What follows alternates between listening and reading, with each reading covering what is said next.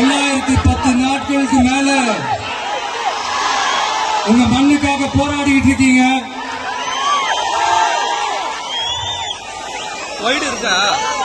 உங்க போராட்டத்தை பத்தி ராகுல் ஒரு பையன், சின்ன பையன் பேசுறதை நான் கேட்டேன். அந்த குழந்தையோட பேச்சு மனசு ஏதோ செஞ்சிருச்சு. உடனே உங்க எல்லாரையும் பார்க்கணும்னு தோணுச்சு, உங்க எல்லாரையும் கூட பேசி ஆகணும்னு தோணுச்சு. உங்க எல்லாரும் கூட நான் நிற்பேன், தொடர்ந்து நிற்பேன் சொல்லணும்னு தோணுச்சு.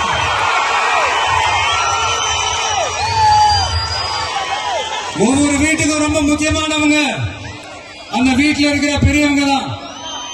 அதே மாதிரிதான் நம்ம நாட்டுக்கு ரொம்ப முக்கியமானவங்க உங்களை மாதிரி விவசாயிங்க தான்.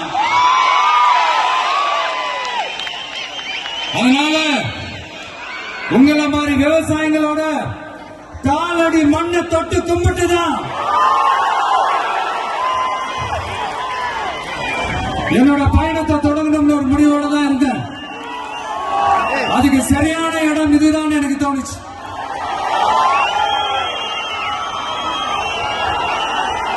என்ன உங்க வீட்டில் இருக்கிற ஒரு மகனா என்னோட கள அரசியல் பயணம்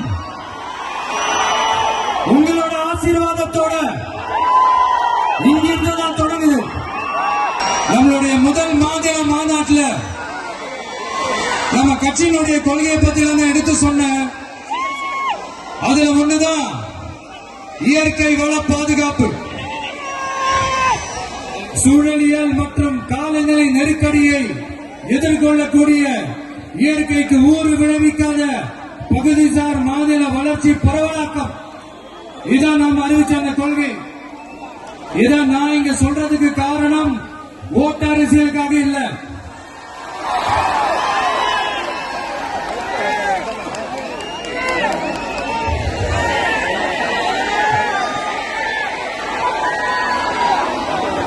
இன்னொரு தீர்மானம் அதே மாநில மாநாட்டில் நான் சொன்னேன். அது விவசாய நிலங்கள் பாதுகாப்பு கொள்கை தீர்மானம். அதுல காஞ்சிபுரம் மாவட்டம் பரந்தூரில் 1000க்கும் மேற்பட்ட ஏக்கர் பரப்பளவில் 13 நீர்நிலைகளை அடிச்சு சென்னை நிரந்தரமாக வெள்ளக்காடாக்கும் இத்திட்டத்தை ஒன்றிய மாநில அரசுகள் கைவிட வேண்டும் என்று வலியுறுத்தின. அது மட்டுமில்லாம இந்த மண்ணுக்காகவும் மக்களுக்காகவும் நம்ம விவசாயிகள் பாதிக்கிற இந்த திட்டத்துக்கு எதிராக சட்ட போராட்டம் நடத்தவும் தயங்க மாட்டோம்னு சொல்லியிருந்தோம்.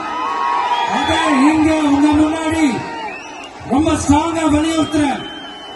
இந்த பிரச்சனையில நான் உங்களோட உறுதியா நிற்பேன். இன்னொரு முக்கியமான விஷயம், நம்மள ஆண்டுகிட்டு இருக்கிற ஒன்றிய அரசுக்கும் மாநில அரசுக்கும் நான் சொல்லணும்னு நினைக்கிறேன்.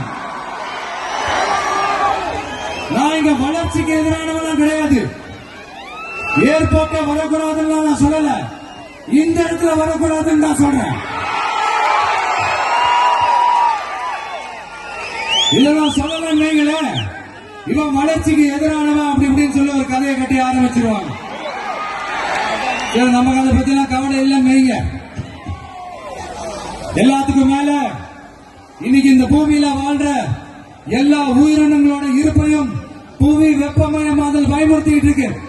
அதனுடைய ரிசல்ட் தான் ஒவ்வொரு வருஷமும் இந்த மழை காலத்துல வெள்ளத்துல சென்னை சிட்டி எப்படி தத்தளிச்சுக்கிட்டு இருக்கிறத நம்ம பாக்குறோம்.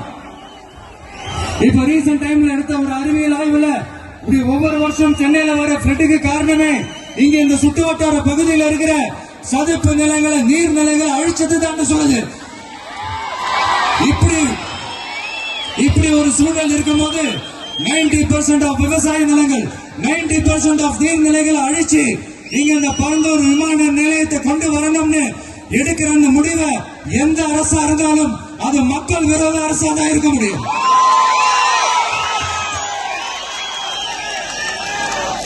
இப்ப சமீபத்தில் நம்ம அரிட்டாப்பட்டி பகுதியில் அந்த டங்ஸ்டன் சுரங்கம் அமைக்கிறதை எதிர்த்து தமிழ்நாடு அரசு ஒரு தீர்மானம் ஒன்று கொண்டு வந்தாங்க.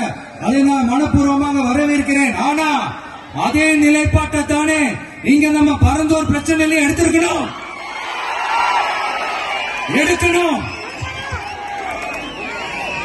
எப்படி அரிட்டாப்பட்டி பகுதி மக்கள் நம்ம மக்களும், அதே மாதிரி தானே பரந்தூர் மக்களும் நம்ம மக்கள். அப்படித்தானே ஒரு அரசாங்கம் யோசிக்கணும். ஆனா அப்படி செய்யலையே. ஏன் செய்யல? ஏன்னா இந்த விமான நிலையத்தையும் தாண்டி இந்த திட்டத்தில் அவங்களுக்கு ஏதோ ஒரு லாபம் இருக்குது.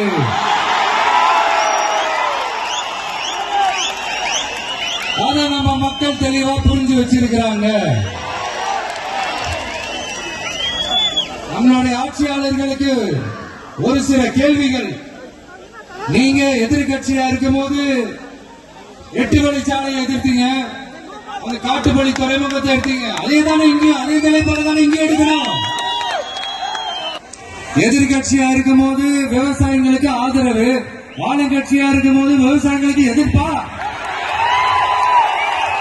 எனக்கு புரியலையே.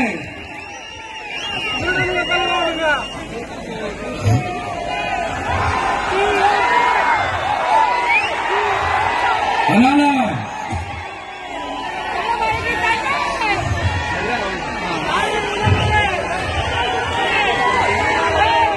இனிமேலும் சொல்றேன், உங்க நாடகத்தெல்லாம் பார்த்துக்கிட்டு மக்கள் சும்மா இருக்க மாட்டாங்க. நீங்க உங்களோட வசதிக்காக அவங்களோட நிக்கிறதும் அவங்களோட நிக்காம இருக்கிறதும், நாடகம் ஆடுறதும் நாடகம் ஆடாம இருக்கிறதும், அது சரி. நம்புற மாதிரியே நாடகம் ஆடுறதுலதான் நீங்க கில்லாடிகளாச்சு. அதையும் மீறி நம்ம விவசாயிங்க உங்க போராட்டத்துக்கு எதிராக போராடினாங்கன்னா பிரச்சனை தான். அதனால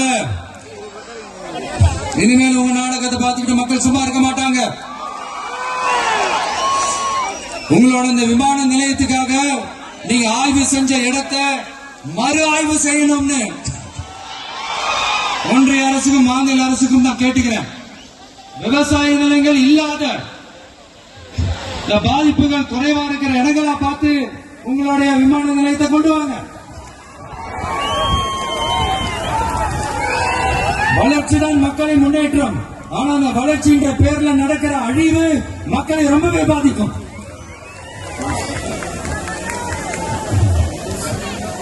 நீங்க எல்லாரும் உங்களுடைய ஊர் கிராம தேவதைகளான கொல்லமெட்டால் அம்மன் ஆலயம், நெல்லை அம்மன் ஆலயம் ரொம்பவே நம்பிக்கை வச்சிருக்கீங்கன்றது எனக்கு தெரிஞ்சது. அந்த நம்பிக்கையை இழந்துடாதீங்க. உங்களுக்காகவும் உங்க ஊருக்காகவும் இனி உங்க வீட்டு பிள்ளையான நானும் தமிழக வெற்றி கழகத்தோட தோழர்களும் சட்டத்துக்கு முற்பட்டு எல்லா வழிகளிலும் உங்களோட உறுதி அளிப்பேன்.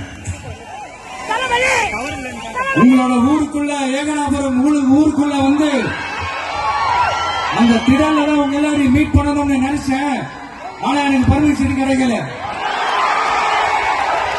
இங்கதான் பர்மிஷன் கொடுத்தாங்க. நான் ஏன் ஊருக்குள்ள வரணும் தடைன்னு எனக்கு தெரியல. இப்படிதான் கொஞ்ச நாளைக்கு முன்னாடி நம்ம பிள்ளைங்க ஒரு நோட்டீஸ் கொடுத்ததுக்கு தடை விதிச்சாங்க. ஒரு துண்டு சீட்டு நம்ம பிள்ளைங்க கொடுத்ததுக்கு. அது ஏன்னு எனக்கு புரியல. அதனால கான்பிடண்டா இருங்க, நல்லதே நடக்கும், வெற்றி நிச்சயம். மீண்டும் சந்திக்கும் வரை நன்றி, வணக்கம்.